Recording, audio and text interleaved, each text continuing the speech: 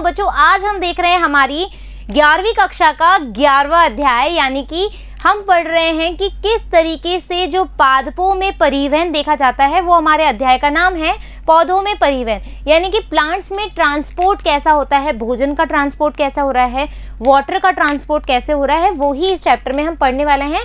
बहुत ही interesting topic है, क्योंकि आपको भी तो पता लगे कि हमारे अंदर तो हमने देख लिया कि कैसे फूड जा रहा है, क्या जाता है, कैसे अपन पानी अपटेक करते हैं, कहाँ कहाँ रिक्वायरमेंट होती है, और आगे हम ह्यूमन फिजियोलॉजी पे आएंगे तब आपको और अच्छे से समझ में आएगा। But what about the plants, plants के बारे में क्या, प्लांट्स किस तरीके से अपनी लाइफ को स्पैन करते हैं, कैसे अपना पानी पीना है, कैसे अपना धूप खाना है, कैसे अपना भोजन बनाना है, विपरीत परिस्थितियों में क्या काम होता है। तो इस पार्ट में हम वही चीज़ देखेंगे। प्लांट फिजियोलॉजी हमारी चल रही है चूंकि, तो आज हमारा जो टॉपिक है वो है भाग 1, जिसमें स्थानांतरण की बात होगी। स्थानांतरण यानी कि जगह चेंज करना। अब प्लांट्स में उसमें क्या फायदा है वो अभी हम देख रहे हैं। आ जाइए। स्थानांतरण पुष्पीय पौधों में जिन पदार्थों का, है ना, एक मिनट कलर चेंज कर लो बेटा। अब सुनो, पुष्पीय पादपों में जिन पदार्थों का परिवहन होता है उसमें क्या क्या आएगा, जल आएगा, हमारे मिनरल्स आएंगे यानी कि खनिज पोषक आएंगे, कार्बनिक पदार्थ आएंगे, पौधों के वृद्धि नियामक मुख्य है यानी कि जो ग्रोथ हार्मोन है या इनहिबिटरी हार्मोन है, ये हमने पढ़ लिया है ना। अब हम पढ़ेंगे जो हमारा 13वां अध्याय आएगा उसके अंदर हम पढ़ेंगे। कम दूरी तक पदार्थों की गति प्रसरण साइटोप्लाज्मिक धारा सक्रिय परिवहन की मदद से हो सकता है। यानी कि ये कह रहा है कि जब अपन की डिस्टेंस कम हो, अपन की बोले तो प्लांट में यदि डिस्टेंस कम हो तो उसमें क्या होगा, इजीली जो खनिज है, खनिज लवण है या पोषक पदार्थ है या वाटर है, वो इजीली चला जाएगा। लंबी दूरी के लिए जो परिवहन होगा वो कौन कौन सा संवहनी तंत्र, जिसमें जाइलम फ्लोएम आते हैं, है ना, के द्वारा संपन्न होता है, और इसे ही हम क्या कहते हैं, स्थानांतरण कहते हैं। आई बात समझ में? तो हमने क्या बोला कि जो पादप है उसमें पदार्थों का हमने आवागमन देखना है, ट्रांसपोर्ट देखना है, परिवहन देखना है। कम दूरी की बात करें तो इजीली हो जाएगा, है ना, डिफ्यूजन हो जाएगा। लेकिन यदि हमने लंबी दूरी पर, मतलब बहुत विशालकाय पौधा हो और धरती में से अपने पास खनिज लवण जा रहा हो, वाटर जा रहा हो, तो बेचारा कैसे जाएगा, वो जाएगा हमारा जाइलम और फ्लोएम के द्वारा, और इसी विधि को हम स्थानांतरण कह रहे हैं। यहाँ तक clear? First slide complete. Next पे आ जाओ। एक महत्वपूर्ण पहलू है जिस पर हमारा ध्यान देना बहुत ही आवश्यक है, वह है परिवहन की दिशा। यानी कि हमने सबसे पहले देखना है कि जो परिवहन है, जैसे अब मुझे यहाँ से वहां पर जाना है तो मेरी दिशा होगी यूं, ठीक है, ये हो गई दिशा मेरी, हो गई।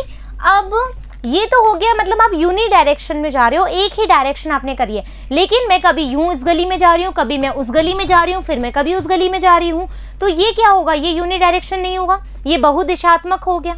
M I right?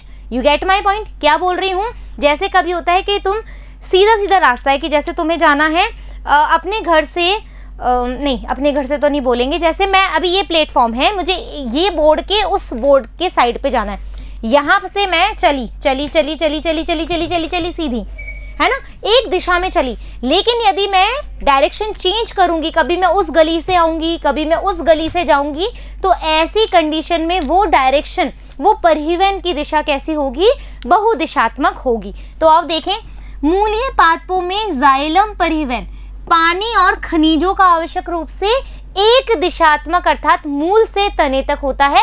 Very important line. क्या बोला इन्होंने कि भाई हमें एक दिशात्मक परिवहन देखना है। कैसा देखना है? एक दिशात्मक परिवहन देखना है। पहली बात, यदि हमने एक दिशात्मक देखना है तो जाइलम, यदि हम जाइलम की बात करें या जाइलम की बात करें तो यहाँ पर आपको पता है पानी या फिर जो खनिज पदार्थ है उसका ये परिवहन करेगा। तो ये कैसा होगा? एक दिशात्मक, यानी कि मूल से तने की तरफ इसका डायरेक्शन होगा। Is that clear? कार्बनिक और खनिज पोषकों का जो परिवहन होगा बेटा, है ना, खनिज पोषक यानी कि भोजन की बात कर रहे हैं बेसिकली, वो कैसा होगा, बहुदिशात्मक होगा। वो कैसा होगा, बहुदिशात्मक होगा। प्रकाश संश्लेषित पत्तियों द्वारा संश्लेषित कार्बनिक यौगिकों के पौधों के सभी अंगों जिनमें भंडार अंग भी सम्मिलित हैं तक पहुंचाया जाता है। तो तुम्हारे पास क्या आ गया, जो हमारा मल्टी डायरेक्शनल होगा, बहुदिशात्मक होगा, उसमें क्या होगा कि देखो यार, ये क्या है, मैं प्लांट हूँ, है ना, मेरी ये तना निकल रहा है, मेरा ये तना निकल रहा है, मेरा ये तना निकल रहा है, मेरा ये तना निकल रहा है, तो हमारे पूरे ब्रांचेस में हमें खनिज पोषक को देना है। तो आधा कभी खाना इधर जाएगा, कभी खाना इधर जाएगा, कभी खाना इधर जाएगा, कभी खाना इधर जाएगा, तो बहुत सारी दिशाओं में हो गया, है ना। लेकिन पानी की बात करें तो जड़ से वो तने की तरफ ही आएगी ना, वो जड़ से तने की तरफ ही आएगी। तो यूनि डायरेक्शन का हमारे पास एग्जाम्पल है, और हमारा मल्टी डायरेक्शनल का होगा यानी बहुदिशात्मक का भी एग्जाम्पल है। आ गई बात समझ में, यहाँ तक कोई डाउट, आगे चलते हैं। बाद में भंडार अंगों से इन्हें पुनः परिवहनित भी क्या कर लिया जाता है, यानी कि देखो भंडार गृह का क्या मतलब होता है, तुम स्टोर रूम होता है तुम्हारा, जैसे एक्स्ट्रा सामान है तुमने वहां डाल दिया, जब तुम्हें काम आ रहा है तब निकाल लिया, है ना। ऐसा तो नहीं है कि तुमने डाला और बंद कर दिया, अब नहीं खोलूंगा मैं कभी भी मेरा स्टोर रूम, मैं अब नहीं खोलूंगा, ऐसा थोड़ी ना करते हो, नहीं करते हो। तुम क्या करते हो, स्टोर रूम में उसको बंद कर दिया, तो अब क्या करना है हमें कि जब हमारी आवश्यकता होगी तब हम ले लेंगे। प्लांट भी ऐसा ही है, उसको भी तो अपना लाइफ स्पैन करना है। मान लो यहाँ पर भी जैसे अभी कोरोना काल चला, हमने लॉकडाउन में बहुत सारा सामान इकट्ठा किया, जो जब मार्केट बंद हुआ तो उस समय हमने यूटिलाइज किया, है ना, ऐसा हुआ। अब यहाँ पर भी बेचारों के पास विषम परिस्थितियाँ आती है, प्लांट्स के पास भी। ऐसा तो है नहीं कि ऑल टाइम ये अपना खाना बनाएंगे और स्टोर नहीं करेंगे क्योंकि इनको लग रहा है कि नहीं सब कुछ सही चलता है, ऐसा नहीं होता ना। प्रतिकूल अवस्था भी तो आती, हाँ अनुकूल प्रतिकूल, हाँ, जो हमारी विषम परिस्थितियाँ आती है वो भी तो हमें हेल्प करती है ना, उस समय हमें हेल्प की ज़रूरत होती है।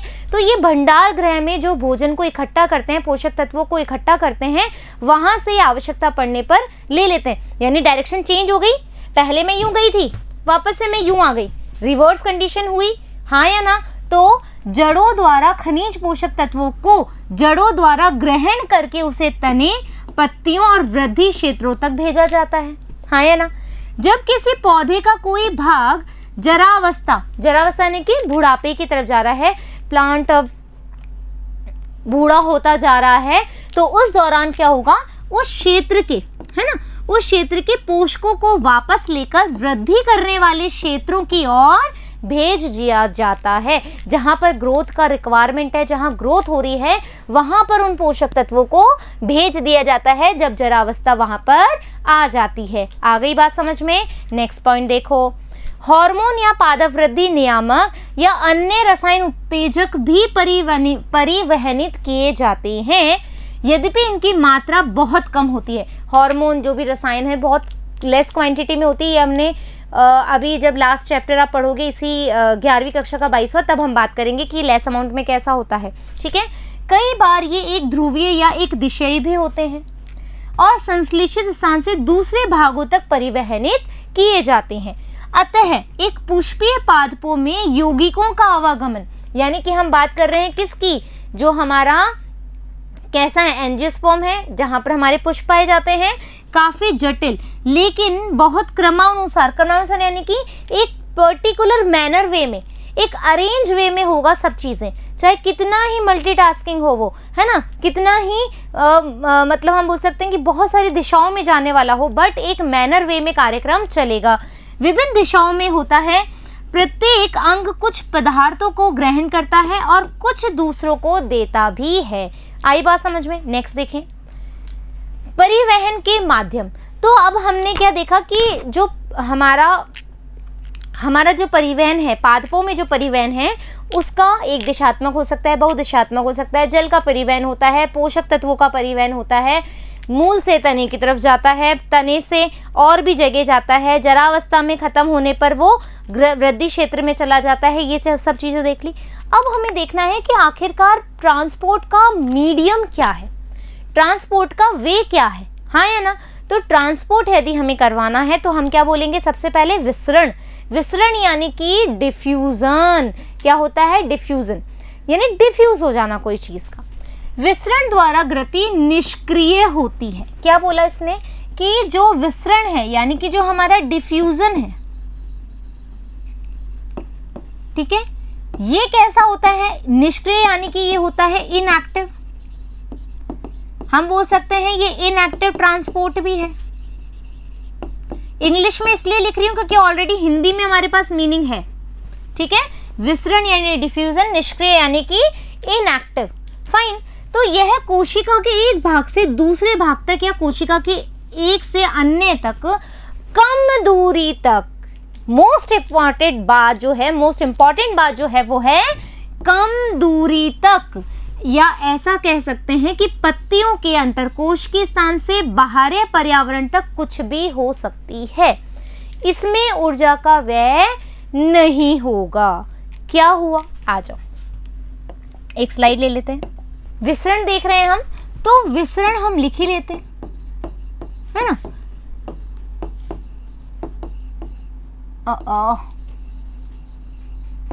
डिफ्यूजन बेटा ये दो तरह के होते हैं बेसिकली। एक होता है सिंपल यानी कि साधारण विसरण, जो हम अभी पढ़ने वाले हैं, साधारण विसरण। एक होता है हमारा सुसाध्य विसरण।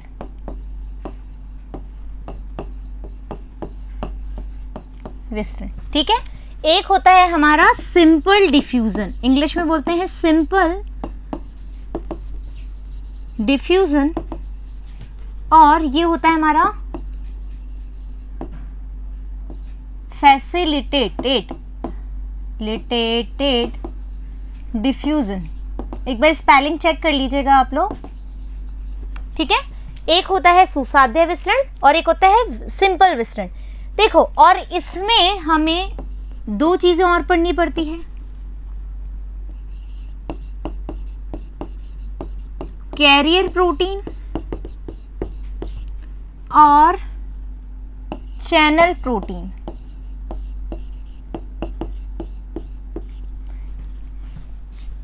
ये एक बार स्क्रीनशॉट ले लो क्योंकि इसमें बहुत सारी चीजें समझने वाली है। Done screenshot. अब देखो क्या हुआ है। देखो बच्चों, हमें पहले पढ़ना है साधारण विसरण, फिर हम पढ़ेंगे सुसाध्य विसरण। लेकिन विसरण विधि जो होती है बेटा, वो हमेशा कैसे होती है, एक और स्लाइड लेंगे। विसरण की जब बात करते हो तुम, है ना, विसरण की जब बात करते हो तो ये क्या होता है, हमेशा याद रखिएगा, ये अधिक सांद्रता से कम सांद्रता की तरफ जाएगा। फाइन। क्या होगा, विसरण की बात करें तो देखो ये होगा, हम इसको कहते हैं निष्क्रिय या पैसिव ट्रांसपोर्ट भी कहते हैं हम, है ना, या इनएक्टिव भी कहते हैं। पैसिव ट्रांसपोर्ट का तरीका है विसरण, और ये जैसे मान लो ये है, ऐसे बताती हूँ, ये ज़्यादा इजी रहेगा। यहाँ पे बहुत सारे मॉलिक्यूल्स हैं, बहुत सारे मॉलिक्यूल, और यहाँ पे बहुत ही कम मॉलिक्यूल्स है। यहाँ पे बहुत सारे मॉलिक्यूल है, यहाँ पे बहुत सारे कम, मतलब बहुत कम मॉलिक्यूल हैं। तो ये जो बहुत सारे मॉलिक्यूल है ना बच्चों, क्या होगा, जैसे ये एक कमरा है ना, एक कमरा है मान लो, और इस कमरे में सिर्फ 10 बच्चे आ सकते हैं, इस कमरे में 10 बच्चे आ सकते हैं, और पास वाले कमरे में भी 10 बच्चे आ सकते हैं। लेकिन इस कमरे में तुमने 40 बच्चे भर दिए, ठीक है, इस कमरे में तुमने 40 बच्चे भर दिए, जबकि इसमें 10 बच्चे ही आ सकते हैं। तो 40 बच्चे यदि एक साथ आ जाएं एक कमरे के अंदर, तो वो एक दूसरे से बोलेंगे, अरे उधर खिसक, अरे उधर खिसक, तू उधर खिसक, तू इधर खिसक, हाँ या ना। तो वो एक दूसरे को धक्का देंगे। पास वाले कमरे में 10 ही बच्चे आ सकते हैं और उसमें सिर्फ 3 बच्चे बैठे हुए हैं। दैट मीन्स यहाँ पर 10 बच्चे आने की कंडीशन है, लेकिन कितने बच्चे हैं, 40 बच्चे। यहाँ पर भी 10 बच्चे आ सकते हैं, लेकिन केवल 3 बच्चे हैं, है ना। तो ये 40 बच्चे एक दूसरे को घौंसा, लात, जो तुम बोलो, वो एक दूसरे को धक्का मुक्की करेंगे और कोशिश करेंगे कि यहाँ के कुछ बच्चे यहाँ चले जाए, यहाँ के कुछ बच्चे यहाँ चले जाए, कुछ बच्चे यहाँ चले जाए, यानी कि अधिक सांद्रता से कम सांद्रता की तरफ चले गए। तो यहाँ पर अब देखो इजीली चले गए ना, ये बच्चे इजीली चले गए। ऐसा तो नहीं है कि तुमने मतलब यहाँ पर कोई एनर्जी लगाई हो। क्यों? क्योंकि बहुत सारी भीड़ है, तो भीड़ को कम करने के लिए वो अपने आप अपनी सहूलियत के हिसाब से दूसरे कमरे में चले गए। ज़्यादा सही रहा ना। तो यहाँ पर हमें कोई भी एनर्जी, एटीपी, ऊर्जा, इसकी आवश्यकता नहीं होगी। तो विसरण में हमेशा क्या होगा, जो मॉलिक्यूल्स हैं, जो भी मॉलिक्यूल ट्रांसपोर्ट होंगे, जिनका परिवहन किया जाएगा, वो हमेशा अधिक सांद्रता से कम सांद्रता की तरफ जाएंगे। यानी कि यहाँ पर ना तो हमें कोई एनर्जी का रिक्वायरमेंट है, ना किसी एटीपी का रिक्वायरमेंट है, ना किसी ऊर्जा की आवश्यकता है। ये बात समझ में आ गई। ये जो कंडीशन है वो कैसी है? सिंपल डिफ्यूजन की, यानी कि जो साधारण विसरण किया जाता है, ये मैंने आपको अभी समझा दिया। आ गई बात समझ में? आ गई हमारी बात समझ में? अब आ जाओ एक बार यहाँ पर। तो इसमें ऊर्जा का व्यय नहीं होगा। विसरण में अणु अनियमित रूप से गति करते हैं। अनियमित से होगा, कैसे होगा देखो। तुम्हें मैंने क्या बताया, कमरा है, 40 बच्चे भरे हुए। अब 40 बच्चे हैं, वो थोड़ा ना बोलेगा कि नहीं मैं तो इसी गेट से जाऊंगा। उसको लग रहा है यहाँ से जगह मिल रही है, यहाँ से जाएगा। एक बच्चा बोल रहा है मैं तो यूं ही चला जाऊंगा, एक बच्चा बोल रहा है मैं तो यूं चला जाऊंगा, एक बच्चा बोल रहा है मैं तो सीधा जाऊंगा। मतलब कोई डायरेक्शन फिक्स ही नहीं है। जहां पर जिसको जगह मिल रही है वो वहां की तरफ चले जा रहा है। जहां पर जिसको जैसी जगह मिल रही है वो वहां पर चले जा रहा है। आ गई बात समझ में मॉलिक्यूल्स की? यहां तक कोई डाउट है? नहीं। तो यहाँ पर विसरण में अणु अनियमित रूप से गति कर रहे हैं, कहीं से भी गति कर रहे हैं। परिणाम स्वरूप पदार्थ उच्च सांद्रता से निम्न सांद्रता वाले क्षेत्र में चला जाएगा। आ गई बात समझ में? तो क्या हुआ, उच्च सांद्रता से निम्न सांद्रता की वाली कंडीशन पे चला जाएगा। यहाँ पर किसी को कोई समस्या नहीं। विसरण एक धीमी प्रक्रिया है। अब 10 बच्चे वाला रूम है और 40 बच्चे भर गए हैं, तो क्या होंगे, धीरे धीरे जाएंगे क्योंकि जगह ही नहीं होगी, तो ऐसे धीरे जाएंगे। और यदि गैप ज़्यादा होता है तो हम कैसे भागते भागते जाते हैं। तुम लाइन बनाते हो ना स्कूल में लाइन बनाते हो, जब बिल्कुल ऐसे पास बच्चे होते हैं तो अपन ऐसे धीरे धीरे चलते हैं, क्योंकि स्पेस ही नहीं है चलने का, ऐसे स्पेस ही नहीं है चलने का, फाइन। लेकिन यदि एक बच्चा वहाँ खड़ा रहे, एक बच्चा, तो मैं भाग के चली जाऊंगी, अरे मैं कैच कर ली। आ गई बात समझ में? तो विसरण विधि कैसे होगी, धीमी गति से होगा, स्लो मोशन में जाएगा। आ गई बात समझ? स्पीड कैसे होगी इसकी, स्लो होगी। किसकी? डिफ्यूजन की। यह जीवित तंत्र पर निर्भर नहीं करती है, ये किसी सिस्टम पर निर्भर नहीं कर रही है। विसरण गैस द्रव में स्पष्ट परिलक्षित होते हैं, मतलब इनका लक्षण जो है वो बहुत अच्छे से उभर के आता है। जबकि ठोस का विसरण कुछ अंश तक ही संभव है। देखो, एक माध्यम हमने लिया लिक्विड, ये लिक्विड है, एक हमने माध्यम लिया गैस, और एक माध्यम लिया हमने ठोस। तुम्हें पता है ठोस के अणु बिल्कुल नियरेस्ट होते हैं, बिल्कुल पास, तो यहाँ पर तो कोई गैप ही नहीं है। तो मॉलिक्यूल कैसे जाएगा, यूं जाएगा, यूं जाएगा, यूं जाएगा, बेचारा अटक ही जाएगा। लिक्विड होगा तो इसके साथ तैरता हुआ आराम से चला जाएगा, वायु होगी तो वायु में भी आराम से चला जाएगा, है ना। आई बात समझ में? तो ठोस में क्या है, आंशिक रूप से काम करता है कौन, विसरण, मतलब ढंग से काम नहीं करता, कहने का मतलब ये है। आई बात समझ में? पौधों के लिए विसरण अत्यंत ही महत्वपूर्ण है, क्योंकि पादप शरीर में गैसीय गति का यह एक अकेला माध्यम है। तुमसे पूछा जा सकता है why diffusion is important in plants. So it's important for plants because of, क्योंकि इट्स एकमात्र ऐसा मीडियम है जो कि गैसीय गति कर सकता है। आ गई बात समझ में? विसरण की दर, अब देखो रेट ऑफ डिफ्यूजन, क्वेश्चन आ सकता है कि जो रेट ऑफ डिफ्यूजन है, वो किस किस पे डिपेंड करती है या किस किस के प्रोपोर्शनल होती है। तो आप बोलोगे सांद्रता की प्रवणता, कैसी प्रवणता है उसका, वेलोसिटी कैसी है। उन्हें अलग करने वाली झिल्ली, यानी कि जो मेम्ब्रेन है, मान लो ये मेम्ब्रेन है, इस मेम्ब्रेन से इस मॉलिक्यूल को यहाँ पर ले जाना है, तो ये माध्यम कैसा है, ठीक है, ये झिल्ली कैसी है, ताप, टेम्परेचर और दाब भी प्रभावित करता है। 40 बच्चे हैं, प्रेशर बढ़ रहा है, 10 बच्चे वाली जगह पे 40 बच्चे, तो आपस में दाब बढ़ रहा है, प्रेशर बढ़ रहा है। जितना अच्छा दाब होगा उतना अच्छा विसरण होगा। तो यहाँ पर विसरण करा है ना बहुत ज़्यादा, सॉरी यहाँ पर हमने क्या करा है, यहाँ पर विसरण किया है, बहुत ज़्यादा बच्चे हैं तो प्रेशर अच्छा खासा लग रहा है, हाँ है ना।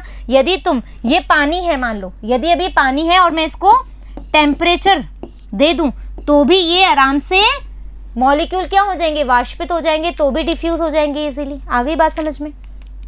Is that clear? यहाँ तक समझ में आ गया? आगे बढ़ते हैं। सुसाध्य विसरण क्या है? क्या है सुसाध्य विसरण, कैसा है हमारा? सिंपल डिफ्यूजन हमने पढ़ लिया, अब अपन पढ़ रहे हैं फैसिलिटेटेड डिफ्यूजन। देखो फैसिलिटेट, अभी क्या हुआ, तुम एक तो कोई बंदा आ रहा है, अपने आप ही आ रहा है, अपने आप ही उसने घर तलाशा, फिर उसने अपने लिए घर खरीदा या घर किराए पे रहा। एक पर्सन आ रहा है मीडिएटर, मीडिएटर यानी कि जो ब्रोकर्स नहीं होते, जैसे कोई पर्सन आता है फिर वो ब्रोकरी लेता है, फिर आपको वो घर दिखाता है कि सर आप इस अपने बजट में ये घर ले सकते हो या आप ऐसा कर सकते हो, मतलब मीडिएटर जिसको आप कहते हैं। तो वैसे ही फैसिलिटेटेड डिफ्यूजन है, यहाँ पर किसी भी मॉलिक्यूल को ट्रांसपोर्ट कराने के लिए कोई मीडिएटर है, और वो मीडिएटर कैसे हो सकते हैं, मतलब चैनल प्रोटीन भी हो सकते हैं और कैरियर प्रोटीन भी हो सकते हैं, मतलब वाहक की तरह काम करेंगे। जैसे साइकिल है, साइकिल क्या है, माध्यम है, तो साइकिल से तुम आराम से जा सकते हो, एक जना पैदल ही जा रहा है, ठीक है, और एक जना साइकिल से जा रहा है और एक स्कूटर से जा रहा है, तो तुम्हें माध्यम प्रोवाइड हो रहा है। तो ऐसा डिफ्यूजन कैसा होगा, फैसिलिटेटेड, जिसमें तुम्हें फैसिलिटी प्रोवाइड कराई जा रही है, तुम्हें कोई माध्यम दिया जा रहा है लेकिन फिर भी तुम्हें एनर्जी का रिक्वायरमेंट नहीं है। जैसे साइकिल पे जाओगे, साइकिल में तुम्हें पेट्रोल की आवश्यकता नहीं होती, तुमने कोई इसमें पैसा इनपुट नहीं किया, डेली साइकिल की एक बार मरम्मत करी और तुम उस साइकिल से जा रहे हो, ठीक है, तो तुम्हें रोज उसमें 100 रुपये का पेट्रोल थोड़ा भराना पड़ रहा है, एक्सपेंसिव ज़्यादा नहीं हुआ। तो यही ध्यान में रखो हमेशा कि जो सुसाध्य विसरण होगा उसमें हमें ऊर्जा की आवश्यकता नहीं है, लेकिन हमें कोई माध्यम मिल रहा है जिससे कि इजीली ट्रांसपोर्ट हो सकता है। आई बात समझ में। विसरण उत्पन्न करने वाले के लिए प्रवणता का पहले से उपस्थित रहना अत्यंत आवश्यक है। विसरण की दर, अब रेट ऑफ डिफ्यूजन पदार्थों के आकार पर भी निर्भर करेगी। कैसे, देखो मान लो ये साइकिल है, ठीक है, ये साइकिल है, इस साइकिल पर देखो एक ऐसा महाकाय बॉडी वाला बंदा बैठा हुआ है, ठीक है, एक बहुत मोटा बंदा बैठा हुआ है, ये लो, और इस पे एक और बंदा और एक और बंदा, 3 बंदे इस साइकिल पे बैठे हैं। और एक ये साइकिल है जिसपे एक पतला दुबला आदमी बैठा हुआ है और एक अकेला बैठा हुआ है। अब मुझे बताओ साइकिल तेज कौन सी चलेगी, अब तुम मुझे बताओ कौन सी साइकिल तेज चलेगी। सीधी सी बात है ना, पहले नंबर यानी कि दिस वन, ये साइकिल तेज चलेगी। क्यों, क्योंकि एक तो बहुत ही पतला बंदा बैठा हुआ है और एक ही बैठा हुआ है, तो सीधी सी बात है एक करेगा। लेकिन ये वाली साइकिल बहुत स्लो हो जाएगी, तो क्या होगा, पदार्थों का आकार यानी कि जो मॉलिक्यूल है वो मोटा है, भारी है या छोटा है, पतला है, कैसा है, उस मॉलिक्यूल पे भी विसरण की दर निर्भर करती है। आ गई बात समझ में। लघु पदार्थ यानी कि दिस वन, लघु पदार्थ तेज गति से विसरण करते हैं, ये तो हमने अभी बात कर ही ली है। किसी भी पदार्थ का विसरण झिल्ली के प्रमुख सहभागी लिपिड में घुलनशील होता है। क्या होता है, घुलनशीलता पर निर्भर करता है। लिपिड क्यों बोला हमने, मेम्ब्रेन मॉलिक्यूल वाले चैप्टर में देख चुके हैं, 9वें भाग में, 9वें चैप्टर तुमने अणु पढ़ लिया है मुझसे, मॉलिक्यूल पढ़ लिए, लिपिड तुमने देख लिया है, मेम्ब्रेन का स्ट्रक्चर तुमने देख लिया है। तुम्हें पता है कि जो हमारी प्लाज्मा मेम्ब्रेन है वो लिपिड मॉलिक्यूल से बनी हुई है। हेड हमारा कैसा है, जल से प्यार करने वाला है, लेकिन जो टेल है वो जल से नफरत करती है, लिपिड से प्यार करती है। तो कोई मॉलिक्यूल होगा वो कैसा होना चाहिए जो उसको पार कर दे। क्वेश्चन है, बहुत इंपॉर्टेंट क्वेश्चन है, जिसने 9वां चैप्टर अच्छे से पढ़ा हुआ वो इसका आंसर अभी सोच के कर सकता है। ये मॉलिक्यूल की क्या क्वालिटी होनी चाहिए कि वो आराम से इस मेम्ब्रेन को डिफ्यूज कर जाए। तो बच्चों ये मॉलिक्यूल जितना हाइड्रोफोबिक होगा यानी कि जल विरोधी होगा तो वो कैसा होगा, लिपिड प्रेमी होगा, हाँ या ना। जितना वो मॉलिक्यूल लिपिड प्रेमी होगा वो आराम से डिफ्यूज कर पाएगा। लिपिड में घुलनशील पदार्थ झिल्ली का माध्यम से तेजी से विसरित होते हैं। क्या अभी हमने यही बात पढ़ी है, हाँ या ना। क्या मैंने अभी यही बात समझाई है आपको, यस, आ गई बात समझ में। नेक्स्ट टॉपिक पे आ जाओ। जिस पदार्थ का अंश या मोइटी जलरागी होता है, जलरागी यानी कि लवर ऑफ वाटर, जो प्यार करे, हाइड्रोफिलिक, कैसा होगा, हाइड्रोफिलिक होगा, तो वह झिल्लिका के आर पार बहुत कठिनाई से जुड़ेगा। क्यों, अंदर का माहौल कैसा है, लिपिड प्रेमी है और जल का विरोधी है। तो कोई जल का प्रेमी उस माहौल से जाएगा तो उसको जाने देगा क्या, वो उसको यहाँ से पकड़ेगा, वो यहाँ से पकड़ेगा, जैसे लाइक ऐसे, फाइन। ये है अंदर का माहौल। अंदर का माहौल कैसा है? लिपिड का लिपिड का प्रेमी है, जल का विरोधी है। तो कोई जो मॉलिक्यूल आएगा, कोई ये मॉलिक्यूल है, ठीक है, ये कैसा है? जल से प्यार करने वाला है, लेकिन अंदर का माहौल कैसे है? सब नफरत करने वाले हैं। तो क्या ये मॉलिक्यूल इसको जीने देंगे? क्या ये मॉलिक्यूल इसको जीने देंगे? इसको निकलने देंगे? नहीं, इसको जकड़ के रख लेंगे। आजा तू, आजा, अब जाके दिखा तू हमारी मेम्ब्रेन में से। क्यों? तू जल को प्यार करके भी हमारी मेम्ब्रेन से गुजरेगा। तो इसको क्या होगा? बहुत कठिनाई होगी। और इसको कठिनाई को कम करने के लिए, इस हार्ड कंडीशन को कम करने के लिए हमारे पास क्या है? वो साइकिल है। पैदल जाना पॉसिबल नहीं था तो मैंने एक साइकिल ले ली, यानी कि मेरे पास कुछ प्रोटीन है, ऐसे प्रोटीन हैं जो ट्रांसपोर्ट कराएंगे। तो इनकी गति को सुगम बनाने की आवश्यकता होगी, डेफिनेटली होगी। मुझे एक माध्यम देना पड़ेगा और ऐसे अणु को पार कराने के लिए झिल्लिका के लिए एक प्रोटीन स्थान उपलब्ध कराती है। अब ये कंडीशन क्या होगी? यदि मैं इस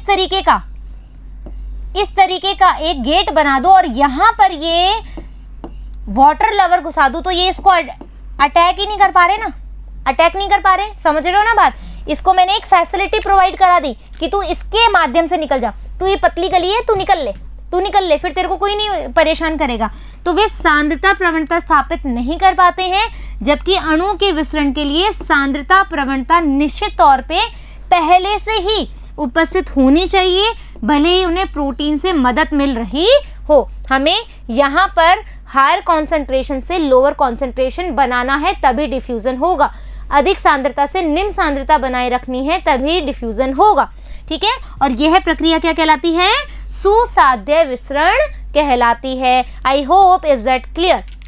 नेक्स्ट, सुसाध्य विसरण में पदार्थों को झिल्ली के आर पार करने में विशिष्ट प्रोटीन मदद करते हैं, जैसा कि मैंने बताया था, जिसमें एटीपी ऊर्जा का भी व्यय नहीं होता। जैसे साइकिल में हमारा पेट्रोल नहीं लग रहा है। परिवहन की गति दर तब अधिकतम होती है जब प्रोटीन के सभी संवाहकों का प्रयोग पूर्ण रूप से हो। परिवहन की गति की दर यानी कि जो ट्रांसपोर्ट हो रहा है उस मॉलिक्यूल का, उसकी जो रेट है वो क्या होगी? अधिकतम होगी जब प्रोटीन के सभी संवाहकों का प्रयोग, यानी कि जो प्रोटीन है, जो चैनल है, जो करियर प्रोटीन है, उसका यूटिलाइजेशन आप टोटली तरीके से कर रहे हो। तो सुसाध्य विसरण अति विशिष्ट होगा। कैसा होगा? बहुत ही ज्यादा विशिष्ट होगा। आ गई बात समझ में?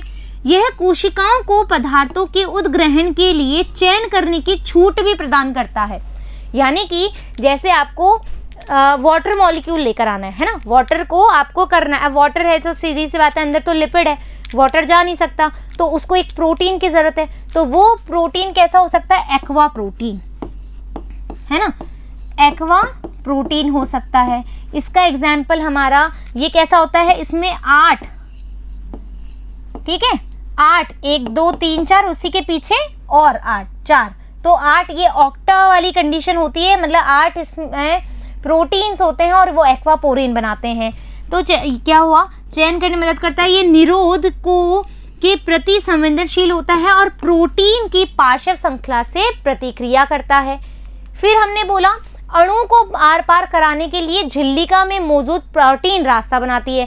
भाई ये झिल्लिका है, ये प्रोटीन है, ये प्रोटीन क्या करेगी? रास्ता बनाएगी। कुछ रास्ते हमेशा खुले हुए होते हैं और कुछ नियंत्रित होते हैं, जैसे गेटेड चैनल जो होते हैं।